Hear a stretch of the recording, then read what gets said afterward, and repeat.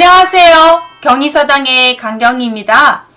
오늘은 똑같은 한자가 들어가서 발음이 같은 한자들을 좀 배워보겠는데요.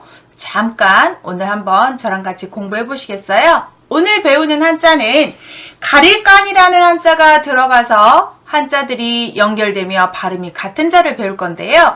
자, 가릴간이라고 하는 한자 잠깐 보시면 묶을 속자라는 한자예요. 나무를 똑같은 것들이 묶어놨지만 그 묶은 것 중에서도 좀 표시를 해 두어서 구분을 해 놓기 때문에 가려놓다, 구분 지어 놓다라는 말을 가릴간이라고 합니다. 그래서 묶을 속 가운데에 구분 짓는다는 점 두 개를 집어넣으면 이자가 되는데요. 이 점 두 개는 여덟팔이고 여덟팔에는 나누다라는 뜻이 있습니다. 그래서 묶어 놓은 것 중에서 내가 구분해요, 나누어 놓는다라는 뜻으로 가려놓는다. 이건 누구 것, 이건 누구 것 이렇게 가려놓는 것처럼 하는 걸 가릴간이라고 합니다. 이게 들어가서 발음 역할도 하지만 가려주다라는, 구분해주다는 뜻도 되겠는데요. 천천히 한번 8자 배워보시겠습니다. 첫 번째 보시면 간할간이라고 해서 뒤에 있는 가려주다라는, 구분 지어주다라는 간자에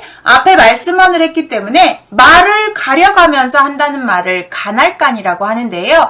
저 말은 아랫사람이 윗사람한테 이렇게 하면 어떻습니까? 라고 말하는, 윗사람이 아랫사람한테 할 때는 충고지만 아랫사람이 윗사람한테 할 때는 간언이라고 표현을 합니다. 그때 쓰는 간자입니다. 말을 가려가며 조심스럽게 임금한테 조언을 해드리고 어떤 방향으로 하면 어떠냐고 의견을 제시하는 걸 간언이라고 하는데요.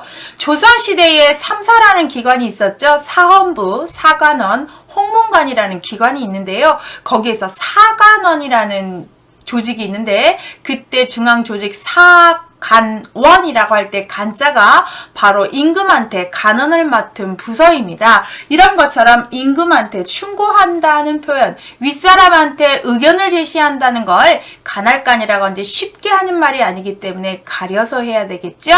두 번째 가릴간은 진짜 여기 가릴간에 추가로 손수를 붙입니다. 자, 손으로 구분지어서 정확하게 구분 지어 놓는다는데요. 구분 지어 놓는 거 앞에 다시 행동이 손을 집어넣어서 가리다고 하고요. 저런 단어를 쓸 때는 임금이 중전을, 며느리감을, 누군가를 선택할 때 우리가 간택되다 라고 표현할 때 내가 뭔가를 신중하게 가려가면서 택할 때 간택이라고 하는 표현할 때 쓰는 한자가 되겠습니다.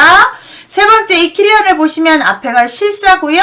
뒤에 있는 한자는 가려다, 구분하다는 뜻인데 실을 구분하는 것을 익혀야 됩니다. 실을 구분하는 걸 익히다인데 옛날에는 옷과 이불과 모든 것들을 만들어 입었기 때문에 여자가 시집가기 전에 바느질은 필수의 생활 습득 능력이라고 했습니다. 그러면 어떤 실이 좋은지, 어떤 실로 했을 때 오래 입을 수 있고 곱게 나오는지를 다 익혀야만 시집을 갈 수 있었다고 합니다. 그래서 실과 관련된 일, 실을 구분 지을 수 있는 일을 익히다 해서 우리가 연습하다 할 때 쓰는 연자가 되겠네요. 네 번째 단련할 연자는 앞에 쇠금을 집어넣어서, 자, 쇠떡이입니다. 쇠떡이를 좋은 쇠와 나쁜 쇠, 정말 쓸모있고 단단한 쇠와 별로 쓸모가 없이 무디고 쓸모가 적은 쇠를 구분할 수 있어야 됩니다. 쇠를 구분하는데 쇠가 정말 좋은 쇠가 되려면 뜨거운 물과 차가운 물을 들어갔다 나갔다를 반복할수록 아주 단단한 쇠가 되는 것처럼 우리가 쇠가 달구어지어서 식혀지어서 좋아진다는 말을 단련하다라고 하는 것처럼 특히 체력 단련하다 이럴 때 쓰는 단련, 내가 뭔가를 열심히 연습할 때 쓰는 단련할 때 쓰는 한자가 되겠습니다. 단계적으로 밟아서 내가 그렇게 숙달되게 되는 걸 단련되다라고 표현을 합니다. 다섯 번째 보시면 앞에 불화를 집어넣는데요. 불에다가 달구는데 여러 가지 불을 구분지어서 이제 불에 대면 높은 도수가 있을 거 아니에요. 그래서 800도, 1000도, 1800도 이런 식으로 불을 구분지어 어떤 물품을 넣어서 녹여야 되는지를 달굴련이라고 하는데 저런 같은 경우는 불로 된 것들로 관계돼서 우리가 숯을 태우는 걸 연탄이라고 할 때도 연자가 되겠고요. 우유를 따뜻하게 끓여서 만든 걸 연유라고 한다든지, 이제 불가에서 말하는 연옥이라고 해서 천국과 지옥으로 갈라져서 심판받기 직전에 불로 달궈진 데에서 심판을 기다리는 것, 지옥인지 천국인지 구분 짓는 걸 연옥이라고 하거든요. 그때도 불의 지옥이기 때문에 그때도 달굴연을 쓰고 있습니다. 이렇게 1번에서 5번을 보시면 앞에 자만 뜻을 담당을 하고 뒤에 있는 한자들은 간이나 련 발음을 해주고 있다는 것을 구분지어 보실 수 있겠습니다. 그런데 6번째, 7번째, 8번째를 보시면 이쪽 부분에 공통으로 들어간 한자를 제가 여기다 색깔편으로 써놨는데요. 바로 이자가 들어갑니다. 이자를 여기다 넣은 이유는 여기에 가릴간이 들어가 있기 때문입니다. 그래서 문문 가운데에 가릴간을 집어넣으면 난간난이라고 해서 테두리입니다. 테두리. 난간이라고 하면 자, 문 밖이냐 문 아니냐, 내가 여기까지 선을 그어서 여기부터는 문 아니고 여기부터는 문 밖이다 해서 우리는 보통 한옥에서는 문턱으로 그걸 구분을 하지요. 그래서 문 사이에 나무를 덧대서 가려놓는 구분 짓는 선을 놓더라. 그걸 테두리라고 하고 그걸 난간이라고 하더라 해서 이렇게 쓰는데, 그 난간을 보통 나무로 만들기 때문에